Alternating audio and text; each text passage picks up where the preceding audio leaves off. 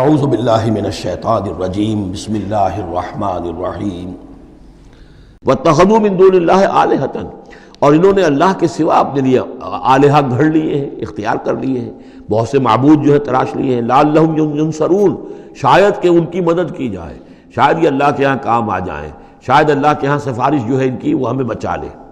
لا یستطیعون نصرہم، وہ ہرگز کو استطاعت نہیں رکھتے ان کی مدد کی۔ وَهُمْ لَهُمْ جُنْدٌ مُحْضَرُونَ، بلکہ یہ تو ان کے قیدی بن کر پیش کر دیے جائیں گے، جن کو یہ پوچھتے تھے وہی پکڑ پکڑ کر لائیں گے کہ اللہ یہ ہیں وہ بدماش کہ جو ہمارے ساتھ یہ زیادتی کرتے تھے، ہمیں تیرے ساتھ شریک کیا ہوا تھا انہوں نے، وہ خود پکڑوائیں گے اپنے پوجنے والوں کو اور بندگی کرنے والوں کو۔ وَهُمْ لَهُمْ جُنْدٌ مُحْضَرُونَ فَلَا يَحْزُنْكَ قَوْلُهُمْ، تو اے نبی آپ ان کی بات سے دل گرفتار نہ ہوں، رنجیدہ نہ ہوں۔ اِنَّا نَعْلَمُ مَا يُسِرُّونَ وَمَا يُعْلِنُونَ، ہم خوب جانتے ہیں جو کچھ کہ یہ چھپا رہے ہیں اور جو کچھ یہ ظاہر کر رہے ہیں۔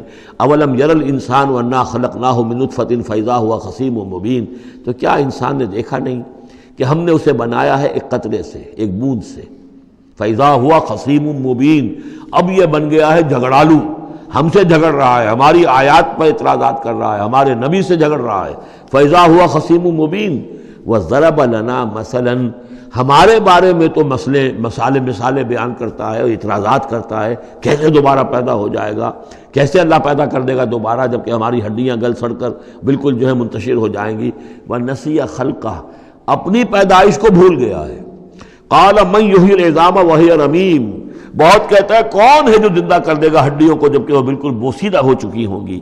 قُلْ يُحْيِيهَا الَّذِي أَنشَأَهَا أَوَّلَ مَرَّةٍ، ان سے کہہ دیجئے اے نبی اسے زندہ کرے گی وہی ہستی جس نے کہ اس کو پہلی مرتبہ اٹھایا تھا۔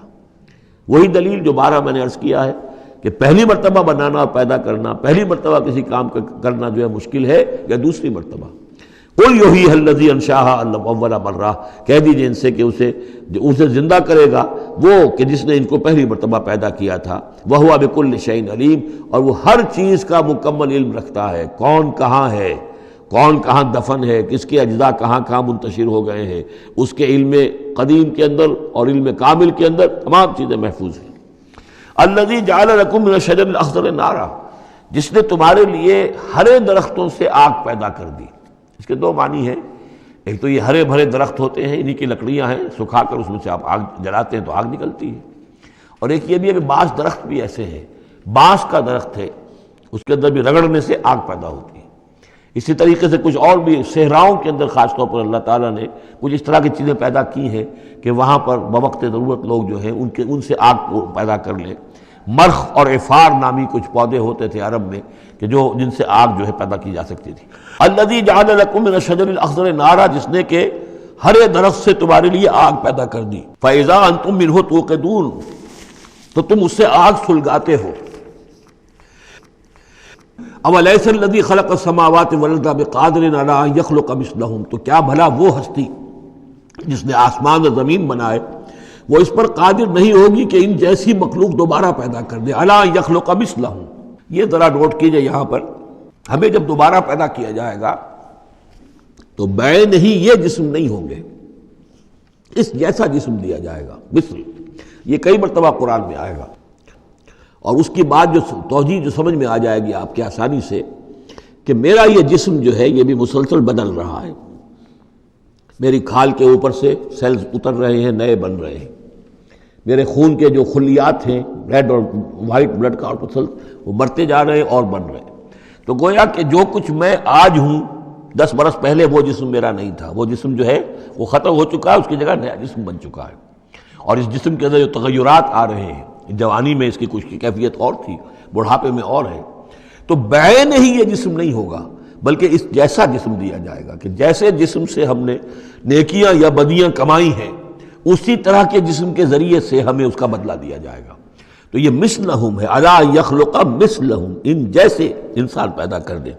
اور اس میں یہ شکل بھی ہے جیسا کہ حضور کا ایک مرتبہ ایک لطیفہ ہی سمجھ لیجئے کہ حضور کے پاس ایک بہت بوڑھی خاتون کوئی آئی اور انہوں نے کہا کہ حضور دعا کیجئے اللہ تعالیٰ مجھے جنت میں داخل کرے۔ تو حضور نے فرمایا کہ بڑی بھی جنت میں بوڑھی عورتیں تو نہیں جا سکتی۔ اب وہ بیچاری سیدھی سادھی کوئی بدو عورت ہوگی کوئی، تو بہت اس کو رنج ہوا اور بہت افسوس کہ بوڑھی عورتیں جنت میں داخل نہیں ہو سکتی۔ تو اس کا مطلب یہ کہ پھر میں تو نہیں داخل ہو سکتی. تو پھر آپ نے فرمایا نہیں، تمہیں جوان کر کے داخل کیا جائے گا، جب تمہیں پیدا کیا جائے گا تم جوان ہوگی پھر. تو اس حوالے سے سمجھ لیجئے کہ جو ہے وہ تخلیق ثانی جو ہے بعین ہی وہی جسم جو آج میرا ہے. یہ تو جسم میرا کل نہیں تھا، اور یہ میرا جسم جو آج ہے وہ کل نہیں ہوگا. اس میں تغیر و تبدل ہو رہا ہے، مسلسل ہو رہا ہے، مسلسل ہو رہا ہے. لیکن یہ کہ جسم ہوگا اس ہی جیسا جو مجھے دیا جائے گا، تاکہ جس قسم کے جسم کے ذریعے سے یہ جو ہمارے اعضاء و جوارے ہیں جن سے ہم نے نیکیاں یا بدیاں کمائی ہیں، اسی طرح کے جسم کے ذریعے ہمیں اس کا بدلہ اللہ تعالیٰ عطا فرمائے. اب الیس الذی خلق السماوات والارض بقادر ان یخلق مثلہم، کیا بھلا وہ ہستی کہ جس نے آسمان بنائے اور زمین بنائی وہ اس پر قادر نہ ہوگی کہ ان جیسی اور ان جیسوں کو پیدا کر دے؟ بلا، کیوں نہیں، وہو الخلاق العلیم، اور یقیناً وہ تو ہے بہت تخلیق فرمانے والا، بہت خلق فرمانے والا، العلیم ہے اور سب کو جاننے والا. انما امرہ اذا اراد شیئا ان یقول لہ کن فیکون، اس کا معاملہ تو یہ ہے، اس کے امر کا معاملہ تو یہ ہے. انما امرہ، اس کے امر کی شان تو یہ ہے. یہ عالم امر ہے، نوٹ کر لیجئے، جہاں کہیں بھی یہ آیت آئے گی اسی مفہوم میں آئے گی اور یہی الفاظ ہوں گے. عالم امر میں کوئی ٹائم نہیں، عالم خلق میں ٹائم لگتا ہے. جہاں خلق آیا، آسمان اور زمین ہم نے بنائے 6 دنوں میں. اب وہ 6 دن کون سے ہوں؟ چلیے ملینمز کہہ لیجئے، 6 ادوار کہہ لیجئے، ہو سکتا ہے ایک دن لاکھوں برس کا ہو جس میں کہ تخلیق مکمل ہوئی ہے، لیکن وہ بھارا ٹائم لگا ہے. خلق میں ٹائم ہوگا، جبکہ عالم امر میں کسی ٹائم کا کوئی سوال نہیں. اور روح بھی عالم امر کی شے ہے، لہذا روح کے لیے کوئی وقت نہیں ہے.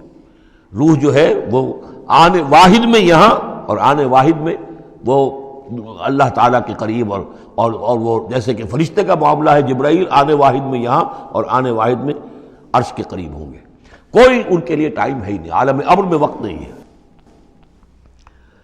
انما امرہ اذا اراد شیئا ان یقول لہ کن فیکون، اس کی تو شان یہ ہے اس کے امر کی کہ جب وہ کسی شے کا ارادہ کر لیتا ہے وہ کہتا ہے کہ ہو جا، اور وہ ہو جاتی ہے.